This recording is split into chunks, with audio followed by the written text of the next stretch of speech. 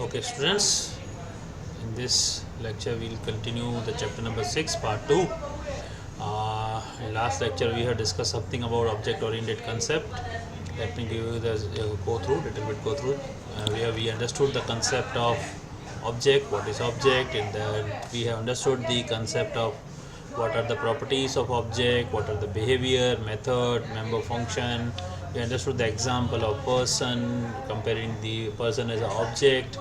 Then we understood something related to class diagram. Then after we have some understood the UML diagram, and then the visibility, private, public, protected, and the symbol of private, public, protected, and how we refer the object in diagram way. Now we are going to start from encapsulation. So encapsulation is a concept of object-oriented programming. Right, let us read something what is written here. यहाँ कुछ लिखा है, for any computer program, two core elements, that data and functions. Right, data means any kind of data, and functions which works on data. Structural यानी procedural programming views these two core elements as two separate entities. यानी मैंने कहा कि जैसे object oriented programming से पहले procedural programming concept था, उसमें डेटा और फंक्शन को दो अलग अलग एंटिटीज़ यानी दोनों को सेपरेटली देखा जाता था और दोनों को सेपरेटली समझा। जैसे आपको याद हो तो लास्ट लेक्चर में मैंने आपको एग्जांपल बताया था टीवी वाला, पुराना टीवी और नए टीवी में। आजकल के टीवी में सेट टॉप बॉक्स आ गया है, पुराने टीवी में सेट टॉप बॉक्स नहीं था, तो हर एक टीवी का खुद का फंक्शन होता था। टीवी अलग होता था, फंक्शंस अलग होते थे। और आज हम जैसे एग्जांपल में लास्ट में एग्जांपल दिया था कि सेट टॉप बॉक्स का, कि सेट टॉप बॉक्स सबके वहाँ एक ही है, तो ऑब्जेक्ट भी वही है, फंक्शन भी वही है। हर एक जगह पे राइट जो सेट टॉप बॉक्स काम कर रहा है सेम टू सेम काम कर रहा है, सेम तरीके से काम कर रहा है। किसी के घर में अलग सेट टॉप बॉक्स अलग कंपनी का है तो अलग बात है, लेकिन एक ही कंपनी का सेट टॉप बॉक्स है तो बिल्कुल उसी तरह से काम करेगा, वो बिल्कुल एक ही ऑब्जेक्ट होगा और उसकी फंक्शनलिटी भी सेम होगी। यानी उप कंसेप्ट में दोनों चीज़ें एक ही मानी जाती हैं, दोनों चीज़ें एक ही तरह से, एक ही सेपरेट नहीं, यहाँ एक ही एंटिटी पे ध्यान जाए। लेकिन प्रोसीजरल प्रोग्रामिंग में दो अलग अलग एंटिटीज़ मानी जाती थी। राइट, अब इसमें एनकैप्सुलेशन क्या काम क्या है। राइट, ये प्रोसीजरल में क्या था कि प्रोसीजरल में ये चीज़ें जो थी ना, ये दो अलग एंटिटी वजह से होने की वजह से ये जो चीज़ है एक तरह से प्रॉब्लमेटिक थी। तो एनकैप्सुलेशन यहाँ प्रोवाइड किया कि इन दोनों चीज़ों को एक कंसिडर कैसे किया जाए, उसको समझते हैं। देखो क्या लिखा है यहाँ पे, let us see. In object-oriented program, this problem can be solved using encapsulation. Here, data and method that manipulates data are guarded against modification or misuse by other components of the program. यहाँ पे ये कहा गया है generally कि कुछ data को manipulate करने से रोकने के लिए या मॉडिफाई करने से रोकने के लिए राइट ये प्रोग्रामिंग कंसेप्ट को तैयार किया गया। आगे देखते हैं, the mechanism of providing protection data and method is called encapsulation. Simply mechanism for providing protection to data and methods of a program is called method. देखो यहाँ पे इसको समझने के लिए थोड़ा सा एक कंसेप्चुअली मैं आपको एक डायग्राम भी दिखाता हूँ, समझाने की कोशिश करता हूँ। पहले हमने क्लास डायग्राम देखा था राइट, जिसमें ये देखा था और स्टूडेंट का टेबल समझा था, और ये कार का टेबल सिमिलर स्टूडेंट के टेबल जैसे ये ऑब्जेक्ट्स हैं हमारे, जो लास्ट वीडियो मैंने आपको बताया था। रिकॉर्ड्स बोलते हैं जिसको यहाँ प्रोग्रामिंग लैंग्वेज ऑब्जेक्ट कहा जाता है। ये रोल नंबर, नेम, जेंडर जो है इसको यहाँ कॉलम की हेडिंग बनाया गया, जिसको हम कैरेक्टरिस्टिक्स बोलते हैं, प्रॉपर्टीज़ बोलते हैं, डेटा मेंबर्स बोल सकते हैं, डेटा एट्रीब्यूट्स बोल सकते हैं, और ये क्या काम करते हैं राइट दिस ऑब्जेक्ट के रिलेटेड फंक्शंस और मेथड्स बिहेवियर कहते हैं। तो यहाँ एक चीज़ देखते हैं कि एनकैप्सुलेशन का मतलब क्या होता है। लेट अस सी कि यहाँ एक कैप्सुलेशन का एक फॉर्मेट एग्जांपल दिखाया आपको कि this is shown you something like एक वेरिएबल और एक मेथड। आपको एक कैप्सूल, आपने ऑब्जर्व किया होगा कैप्सूल्स आते हैं राइट।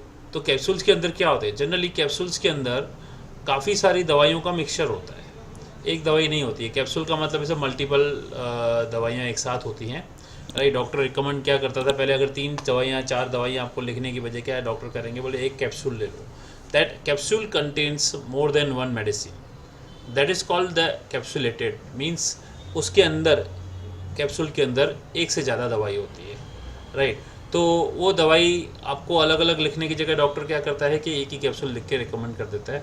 तो वो जो बनाने वाले होते हैं वो क्या करते हैं, एक ही कैप्सूल के अंदर काफ़ी सारी दवाइयों को डाल देते हैं और उस हिसाब से उसको कैप्सुलेटेड किया जाता है। तो यहाँ पे एक एग्जांपल ऐसा बताया है। दूसरा यहाँ एक एग्जांपल दिया है कि डेटा और मेथड क्लास के अंदर। तो व्हाट इज़ क्लास? क्लास क्या होता है? क्लास जावा के अंदर ये सब चीज़ें जो मैंने बताई कि सारे जो भी generally related to particular class होता है उसके जितने भी जितने भी प्रॉपर्टी है, जहाँ ये वेरिएबल किया है, वेरिएबल बताया है, ये सारे वेरिएबल एक क्लास के अंदर डाल के बता दिए जाते हैं। ये कैप्सूल के अंदर का सारी दवाइयाँ जैसे डाल देते हैं, इसी तरह से यहाँ पे वो जितनी भी रिलेटेड टू क्लास है, यानी यहाँ कार की बात की है, अगर यहाँ मैं मेडिसिन की बात करता तो मेडिसिन की दवाइयों के नाम यहाँ होते, राइट। अब आ जाते हैं मेथड। इसमें मेथड क्या होता है? कैप्सूल के अंदर मेथड क्या होता है? मेथड मतलब कि ये जैसे कैप्सूल डॉक्टर क्या बोलता है कि दवाई कैसे लेनी है, कोई बोलता है पानी से लीजिए, दूध से लीजिए, तो ये मेथड हुआ ना कि इस दवाई का उपयोग कैसे करना है, यानी ये प्रॉपर्टी है। इन प्रॉपर्टी का यूसेज, यानी उसका यूसेज कैसे करना है, उसके फंक्शनलिटी क्या है, तो वो भी एक क्लास के अंदर ही डाल दी जाती है। दो चीज़ों को अलग करने की जगह उसका एक ही क्लास बना देते हैं। दैट इज़ नथिंग बट जो क्लास डेवलप कर रहे हैं, क्लास बनाने को हम बोलते हैं एनकैप्सुलेशन। क्लास की जो हम कोडिंग करेंगे, जब हम प्रैक्टिकल सीखेंगे, प्रैक्टिकल में कोडिंग करेंगे, देखेंगे उस समय, तो जो क्लास की कोडिंग होती है उस कोडिंग को जनरली हम कहते हैं एनकैप्सुलेशन, यानी creating a class nothing but it's a creating a encapsulation, right. तो अब ये हुआ। अब यहाँ एक एग्जांपल देखते हैं कि ये देखो कि एक कैप्सुलेशन में दिखाया है कार के मॉडल पर स्पीड, इंजन। जैसे एग्जांपल देखें तो ये कार का मॉडल है, कार की स्पीड है, कार का इंजन है। ये तीन कॉमन प्रॉपर्टी हुई, हर कार की है, ठीक है। अब कार का ये रिकॉर्ड यानी एक ऑब्जेक्ट हुआ, उसका मॉडल होगा, उसकी स्पीड होगी, उसका इंजन बताया होगा, कार का दूसरे मॉडल का स्पीड, इसकी इंजन, तीसरे मॉडल का, ये तीसरा कार है जिसका मॉडल अलग है, स्पीड अलग है। तो ये सारे सेम प्रॉपर्टी ऑक्यूपाई कर रहे हैं, तो ये सारे सेम प्रॉपर्टी ऑक्यूपाई कर रहे हैं, ठीक है।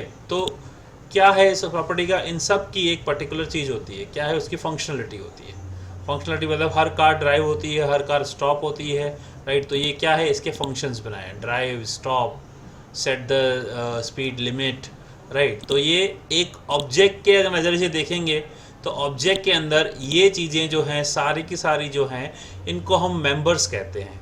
ये सारे मेंबर्स हैं एक क्लास के सारे मेंबर हैं। अब इसके दो हिस्से हैं, ये डेटा मेंबर्स हैं। डेटा मेंबर्स का मतलब होता है variables declared inside the class. तो ये डेटा मेंबर्स हैं, राइट। इनको हम डेटा मेंबर्स कहेंगे और इनको हम मेंबर फंक्शंस कहेंगे। ये मेंबर फंक्शंस है। फंक्शंस का मतलब methods declared in the class. तो ये एक तरह से पूरा का पूरा क्या होगा? ये पूरा क्लास बनेगा, जिसको बनाने को हम कहते हैं जनरली एनकैप्सुलेशन। तो इससे होता क्या है? Let us see. The mechanism of providing protection to data and method program is called encapsulation. This is possible by wrapping of data and methods into a single unit known as a class. देखो क्या बोला है? Wrapping यानी कि rap कर देना data और method को, डेटा और फंक्शन को इन अ सिंगल यूनिट, जिसको हम क्लास कहते हैं। And declaring them as a private members of the class are not available directly to the outside world. अब आप यहाँ पे ऑब्जर्व कीजिए एक चीज़ और, यहाँ पे कुछ पब्लिक भी लिखा है और कुछ प्राइवेट भी लिखा है, राइट। प्राइवेट का मतलब क्या होता है, पब्लिक का मतलब क्या होता है? जनरली ये पूरी की पूरी क्लास के अंदर कुछ प्राइवेट लिखा है, कुछ पब्लिक लिखा है। तो इससे क्या हमको डिफ्रेंसिएशन पता चलता है? देखो क्या बोला है, private members of the class are not available directly to the outside world. If necessary the data is made available via public method. Thus encapsulation provide data hiding capability, right. अब ये क्या है? डेटा हाइडिंग क्या है? Encapsulation के through हमें data hiding मिलता है। Now, encapsulation keeps the data safe from unintended action, inadvertent access by outside objects. Unlike procedural programming or common data area often used to sharing information, object programming discourages direct access to common data. अब इसका हम एक example समझेंगे ये data abstraction समझने के बाद में। What is data abstraction? यहाँ अभी एक वर्ड आया data hiding. We will study about class and private data method in later chapters बोला है, लेकिन थोड़ा बहुत मैं आपको अभी बता दूंगा इसमें। यहाँ पे ये बोला है कि डेटा एब्स्ट्रैक्शन, पहले डेटा हेडिंग का मतलब बताया कि जो डेटा छुपाया जाए, कैसे छुपता है? By giving the private members, private property. जैसे मैंने यहाँ बताया कि ये कुछ प्राइवेट लिखा है, तो आउटसाइड वर्ल्ड मतलब इस क्लास के बाहर इन डेटा मेंबर को एक्सेस नहीं किया जा सकता। रिमेंबर, ये डेटा मेंबर्स हैं, इस क्लास का हिस्सा है, और ये डेटा मेंबर इस क्लास के बाहर एक्सेस नहीं किए जा सकते हैं। क्यों? Because they are private. इस क्लास के बाहर ये एक्सेस किए जा सकते हैं only through an object of this class, only through an object of this class. यानी कार का अगर ऑब्जेक्ट है तो कार के ऑब्जेक्ट के थ्रू, यानी कार का ऑब्जेक्ट है तो हम कार को चला सकते हैं, कार को स्टॉप कर सकते हैं, कार को मूव कर सकते हैं, कार की स्पीड सेट कर सकते हैं। ये थ्रू कार होगा, राइट। कार के थ्रू, यानी एक मैंने एग्जांपल बताया कार, ऐसा कुछ भी कैसा भी ऑब्जेक्ट हो सकता है, कोई भी ऑब्जेक्ट हो सकता है। बैंक भी एक ऑब्जेक्ट हो सकता है, पर्सन खुद ऑब्जेक्ट हो सकता है, teacher, employee, whatever you say, these all are considered as an object. तो कोई भी ऑब्जेक्ट की तरह से हम इसको एक्सेस कर सकते हैं। ऑब्जेक्ट भी सिर्फ पब्लिक मेंबर को ही एक्सेस कर पाएगा, प्राइवेट को नहीं। Now what is data abstraction? Data abstraction is the process of representing the essential features of the objects without including implementation details. Abstraction is a concept that hides the complexity. It said what it does but not how it is done. देखो ये बहुत important part है। Abstraction का मतलब क्या होता है? एक एंड यूज़र है, एंड यूज़र का मतलब जो यूज़ करने वाला यूज़र होगा, कोई भी ऑब्जेक्ट को जो यूज़ करता है, उसको ये पता होता है कि उसको ये पता है कि ये ऑब्जेक्ट क्या काम कर रहा है, बट ये नहीं पता है कि ये कैसे काम कर रहा है। अब ये हर चीज़ में आपको मिलेगा। फॉर एग्जांपल अभी मैं आपको यहाँ बताऊँ कि ये एक एग्जांपल देख लेते हैं। ये बैंक है, बैंक अपने एटीएम के साथ सारे एटीएम्स जो हैं बैंक से जुड़े होते हैं। तो यूज़र जब जाता है बैंक में मशीन में पैसे विड्रॉ करने, तो उसको ये पता है कि ये एटीएम क्या काम करता है, ठीक है। एटीएम कार्ड उसको एटीएम कार्ड में एटीएम मशीन में डालना है, ठीक है। उसके बाद उसको खुद के पासवर्ड दिए होते हैं, जो चीज़ें सेटिंग्स होती हैं वो उसको पता होता है, राइट। तो वो अकॉर्डिंगली फॉलो करता है। लेकिन उसको ये बिल्कुल नहीं पता है कि ये पूरा प्रोसेस कैसे काम कर रहा है, राइट। पूरा प्रोसेस कैसे काम कर रहा है उसको पता नहीं, ना पता है ना ही उसके रिक्वायरमेंट के लिए है। तो ये जो प्रोसेस हो रहा है इनडायरेक्टली पीछे बैकग्राउंड में काफ़ी कुछ हो रहा है जो इस यूज़र को नहीं पता है, राइट। इनको नहीं पता है। इसका मतलब क्या हुआ? ये डेटा उनसे एब्स्ट्रैक्टेड है। जिससे डेटा एब्स्ट्रैक्ट कंटेंट, यानी एक डेटा हिडन है जो उनको नहीं पता है। डेटा एब्स्ट्रैक्टेड मतलब जिनको उनको पता है कि उसका पर्टिकुलर रिलेटेड टास्क कितना है। एटीएम क्या काम करता है उसको पता है, एटीएम कार्ड क्या काम करता है, टोटली अवेयर्स, वेरी नॉनली, right. So there are so many examples, I can give you so many examples. Example जैसे कार है, कार क्या काम करती है, कार ड्राइव किया जाता है, कार के ब्रेक क्या काम करते हैं, कार को रोकने का काम करते हैं। तो अगर आप सोचिए कि कार के ब्रेक फेल हो गए तो टेक्निकली आपको नहीं पता होगा कि इसको ठीक कैसे किया जाए, है ना, क्योंकि इसका मैकेनिज्म आपको पता नहीं। तो वो सिर्फ पर्टिकुलर वही बंदा बता पाएगा जो उस रिलेटेड, इस फील्ड रिलेटेड उसको नॉलेज होगा और वो अकॉर्डिंगली उसको ठीक करेगा। तो डेटा एब्स्ट्रैक्शन का मतलब ये होता है कि what it does, right, but not how it is done is not known by the user. End user को पता नहीं होता है। तो ये थियरी है, थोड़ा सा पढ़ लेना, मैंने पूरा एक्सप्लेन किया है। मूविंग नेक्स्ट क्या है, यहाँ पे एब्स्ट्रैक्टेड डेटा टाइप भी बोला गया है कि ये क्या चीज़ है। एब्स्ट्रैक्टेड डेटा टाइप और structure right in C++ Java are example of data abstraction. ADT we simply define a data type, right. ADT का फुल फॉर्म याद रखिएगा। नाउ मैसेजिंग क्या होता है? मैसेजिंग का मतलब होता है कि जनरली दो ऑब्जेक्ट होंगे तो आपस में कम्युनिकेट करेंगे। कम्युनिकेशन के हम जनरली उसको कहते हैं messaging. Two objects communicate with each other, we can term as a messaging. Now next देखते हैं अभी फिर से polymorphism. Yes, very good thing. Polymorphism क्या चीज़ है? What is the meaning of polymorphism? देखो यहाँ पे टर्म पढ़ लीजिए। Polymorphism means many forms. Many form मतलब एक ही पर्टिकुलर चीज़ के काफ़ी सारे फॉर्म्स, काफ़ी सारे तरीके। जैसे यहाँ पे एग्जांपल में इस पर्टिकुलर चीज़ को मैं बताएं तो एग्जांपल के साथ में बताऊं तो पॉलीमॉर्फिज्म कैसे कहेंगे कि पॉलीमॉर्फिज्म ओवरलोडिंग मेथड, राइट। यहाँ बताया कि overloading method where more than one method share the same name with a different parameters और सिग्नेचर। एक एग्जांपल के तौर पे अगर मैं बोलूँ कि एरिया एक फंक्शन है, एरिया एक फंक्शन है, तो एरिया फंक्शन का काम क्या है? What is task of area function? अगर आप देखेंगे तो ये एक एग्जांपल दिया है जैसे यहाँ पे कि एक शेप है, ठीक है। अब शेप है रेक्टेंगल और ट्राइंगल।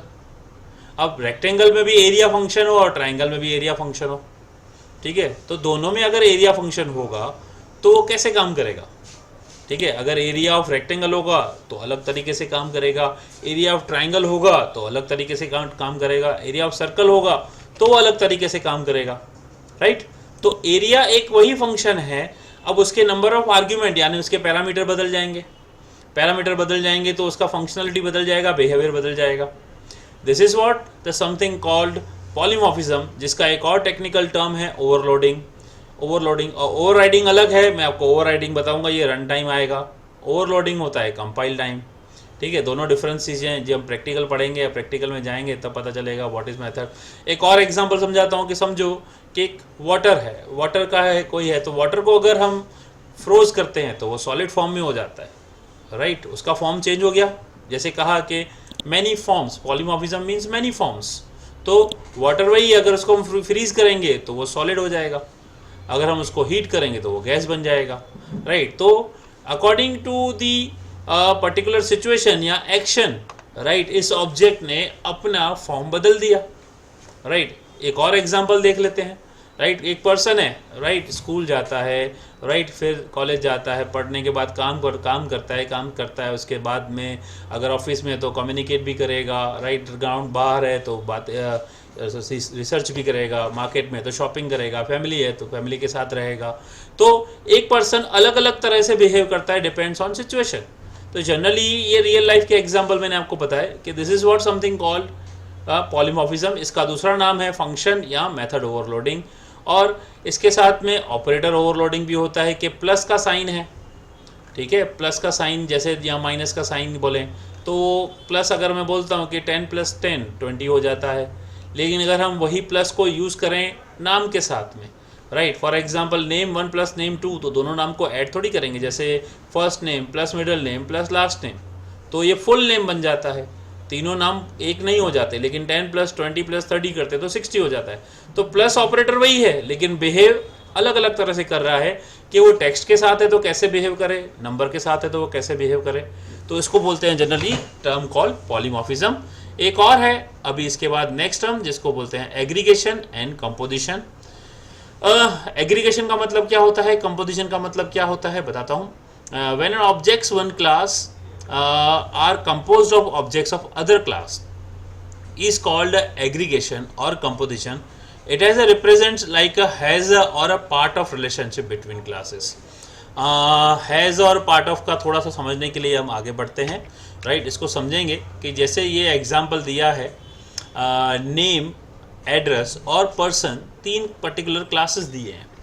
तो आप देखो, नेम एक क्लास है जिसकी प्रॉपर्टी दी है first name middle name last name.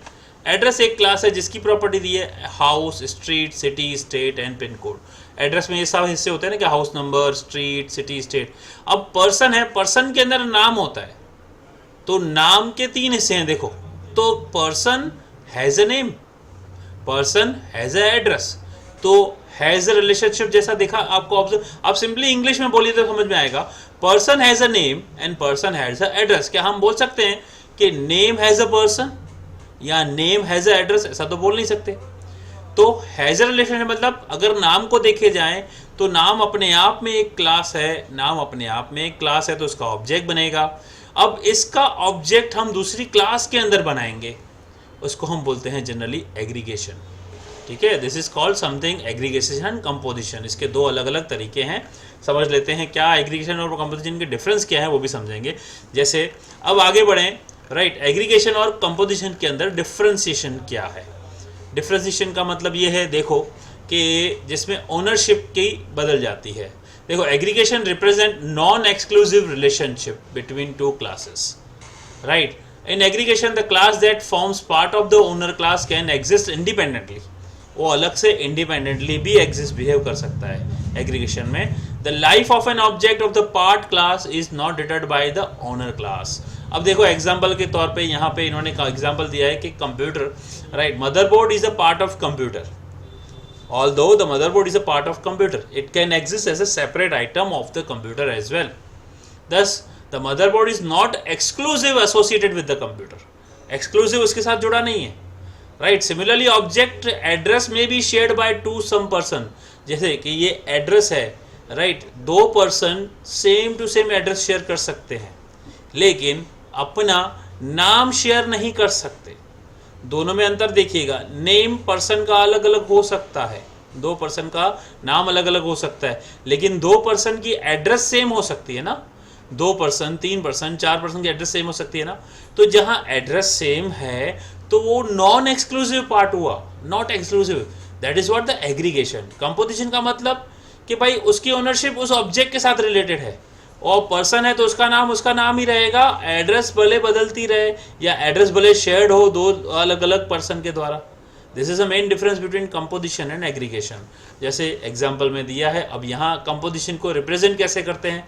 Composition को रिप्रेजेंट किया जाता है फिल्ड ट्राइंगल के साथ, और ये यूएमएल डायग्राम है। यूएमएल में कंपोजिशन को बताया जाएगा ऐसे फिल्ड करके, और एग्रीगेशन को बताया जाएगा अनफिल्ड करके। देखो क्या दिया है यहाँ, composition exclusive relation between two classes. Composition is a strong type of aggregation where the life time of the class depends on is existence of the owner class. अब पर्सन है तो जब तक रहेगा तब तक उसका नाम उसके साथ अटैच्ड है। हालांकि ये एड्रेस भी इसका हिस्सा है, लेकिन ये एड्रेस सिर्फ इसी पर्सन का हिस्सा है ये तो नहीं हो सकता। डेफिनेटली इस एड्रेस पे एक के साथ दूसरा भी हो सकता है, तीसरा भी हो सकता है, राइट। इसीलिए यहाँ एग्रीगेटिंग रिलेशनशिप बोलेंगे और इधर कंपोजिशन रिलेशनशिप बोलेंगे। हालांकि है दोनों सेम ही एग्रीगेशन में, लेकिन ओनरशिप इसके ऊपर डिपेंडेंट नहीं है, लेकिन इसकी ओनरशिप इसके ऊपर कह सकते हैं। Like this is, I hope कि आप समझ गए होंगे, राइट। इसको हम बोलते हैं composition and aggregation of class. अब आगे नेक्स्ट टॉपिक है हमारा इनहेरिटेंस, राइट। इनहेरिटेंस का मतलब क्या होता है? What is the meaning of inheritance? ये अभी आपने कंपोजिशन का समझा, उसमें हैज रिलेशनशिप आया।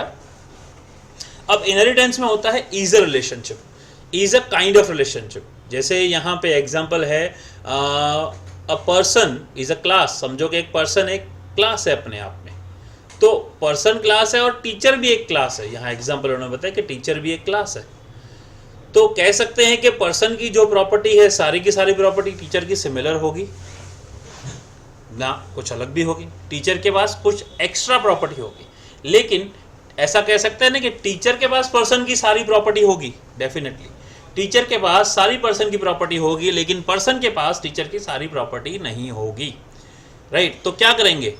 पर्सन की हम एक क्लास डिफाइन करेंगे, राइट। क्लास डिफाइन करने के बाद टीचर की दोबारा क्लास डिफाइन करेंगे, तो होगा क्या?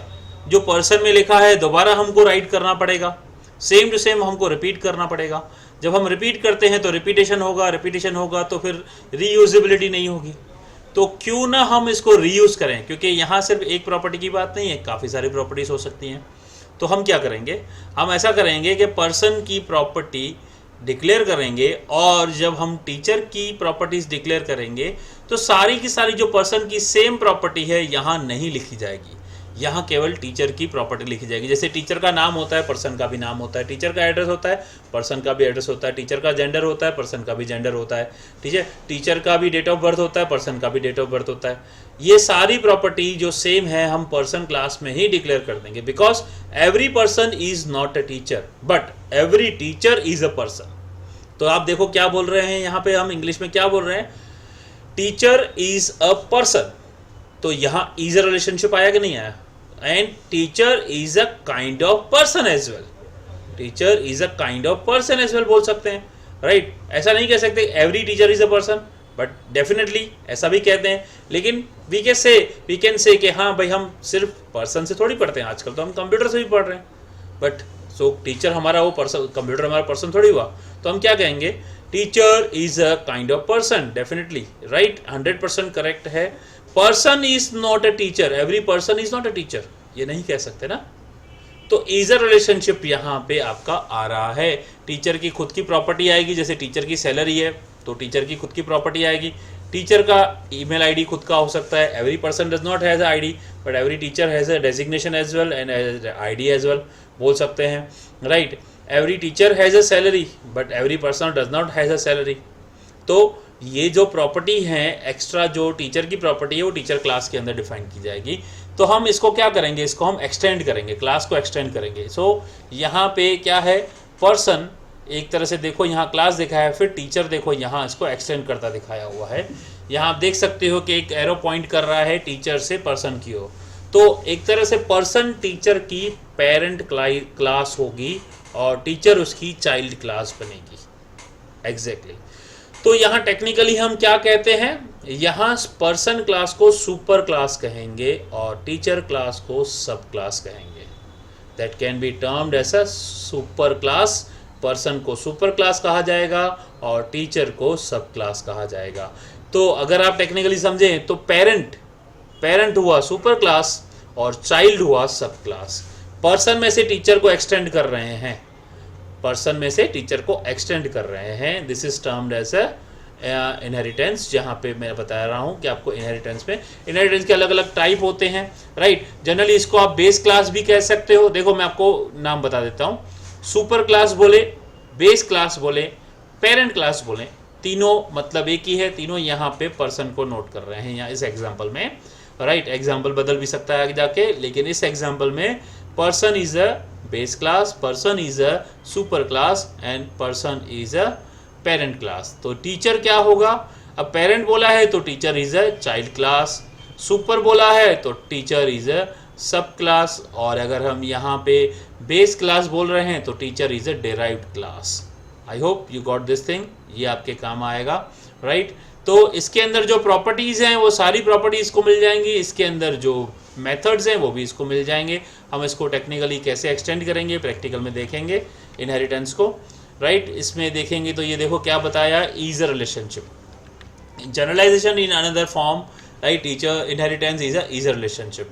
तो जैसे ये मैंने कहा कि every employee is a person, ऐसा कह सकते हैं। देखो every teacher is a employee and every employee is a person. अब लेकिन ऐसा नहीं कह सकते कि every person is a employee, ऐसा भी नहीं कह सकते every employee is a teacher. तो अब देखो क्या बोल रहे हैं, teacher is a employee, employee is a person, right. तो पर्सन यहाँ क्या हुआ, सुपर क्लास, फिर एम्प्लॉय क्या हुआ, सब क्लास पर्सन का। लेकिन एम्प्लॉय को भी हम एक्सटेंड कर सकते हैं। ये सिंगल, ऊपर जो एग्जांपल देखा आपने, ये सिंगल इनहेरिटेंस का एग्जांपल था कि हम एक ही क्लास को एक्सटेंड कर रहे हैं। और यहाँ अगर आप देखें तो हम इसके बीच में एक से दूसरा, दूसरे से तीसरा क्लास बना रहे हैं, राइट। तो यहाँ पर्सन सुपर क्लास हुआ एम्प्लॉय के लिए और एम्प्लॉय सुपर क्लास हुआ टीचर के लिए, टीचर हुआ सब क्लास एम्प्लॉय के लिए और एम्प्लॉय हुआ सब क्लास पर्सन के लिए। तो ये मल्टी लेवल का इनहेरिटेंस भी होता है जावा के अंदर, राइट। सो यहाँ आगे बढ़ रहा हूँ। इसके अलावा और कौन से इनहेरिटेंस होते हैं, काफ़ी सारे इनहेरिटेंस होते हैं, राइट। मल्टीपल इनहेरिटेंस भी होते हैं और इसके अलावा कह सकते हैं हाइब्रिड, लेकिन वो हाइब्रिड इनहेरिटेंस या मल्टीपल इनहेरिटेंस जो होते हैं जावा में डायरेक्टली इनहेरिटेंस के थ्रू नहीं होते हैं, right. That are done through the, देखो अब यहाँ एग्जांपल बताया एक और कि व्हीकल आपका सुपर क्लास है, टू व्हीलर और फोर व्हीलर ये दो सब क्लास हुआ, और ये टू व्हीलर में एक बाइक दिखा दिया, मोटरसाइकिल दिखा दिया, ये भी ऑब्जेक्ट हैं। ऐसा नहीं बोल सकते कि this two wheeler, this bike is a four wheeler, ना, bike is a two wheeler, right. Bike is a vehicle भी कह सकते हैं, two wheeler is a vehicle भी कह सकते हैं, right. Car is a four wheeler, car is a vehicle, तो car is a kind of vehicle and motor bike is also a kind of vehicle. तो सेम रिलेशनशिप देखें, ऐसे ही देखें। नीचे एक और एग्जाम्पल है, इलेक्ट्रॉनिक आइटम, तो phones are electronic items but every electronic items are not phone is electronic item every, तो speaker is also electric item, right. तो अब ये देखेंगे मोबाइल फ़ोन्स हैं और कोड फ़ोन्स हैं, दोनों के दोनों फ़ोन हैं, राइट। ऐसे ये देख सकते हैं, ये मल्टी लेवल का। ऐसे ही ईयर प्लग्स भी स्पीकर हैं, स्टीरियो भी स्पीकर होते हैं। तो ये जो एग्जाम्पल हैं टाइप ऑफ रिलेशनशिप के हैं कि वन सिंगल इनहेरिटेंस है, राइट, देन हायरार्किकल दिखाया है और मल्टीपल इनहेरिटेंस बताया है यहाँ पे, राइट। ये देखेंगे हायरार्किकल, मल्टीपल, और यहाँ पे एक और भी बताया हुआ है हाइब्रिड, जो क्लासेस से थ्रू नहीं होगा, इंटरफेस के थ्रू होता है जावा में, राइट। ये समथिंग आगे एडवांस में देखेंगे, प्रैक्टिकल में जब आएगा तब पता चलेगा। और ये कंपोजिशन वर्सेस इनहेरिटेंस में क्या है, देखो यहाँ क्या लिखा है, बिल्डिंग इज़ अ हाउस, यहाँ एक्सटेंड किया है, ठीक है। जैसे हाउस इज़ अ बिल्डिंग बोल सकते हैं ना, house is a building, right, और house has a bathroom, right. तो ये बाथरूम हुआ कंपोजिशन जब तक हाउस है, और यहाँ देखोगे तो ये क्या है, कंपोजिशन वाला दिखाया हुआ है एग्री के साइन कि हाउस हैज़ अ बाथरूम, ठीक है। बाथरूम की खुद की ओनरशिप नहीं, हाउस के डिपेंडेंट है, ठीक है। तो ये कंपोजिशन और इनहेरिटेंस का भी समझ में आएगा आपको। चलो आगे बढ़ते हैं, आगे क्या है। ओके, यहाँ आपका ये चैप्टर का लास्ट टॉपिक था जो मैंने आपको बताया, कंपोजिशन और इनहेरिटेंस का डिफरेंस भी बता दिया। आई होप कि आपको ये चैप्टर के बारे में चीज़ें समझ में आई होंगी, नहीं आया समझ में तो प्लीज़ इसको बार बार सुनिए, समझिए, और आई होप कि जब प्रैक्टिकल जैसे चालू करूँगा नेक्स्ट चैप्टर में, राइट, उसमें काफ़ी सारी चीज़ें धीरे धीरे समझ में आने लगेंगी. Till then take your care, very good care, and see you in next video.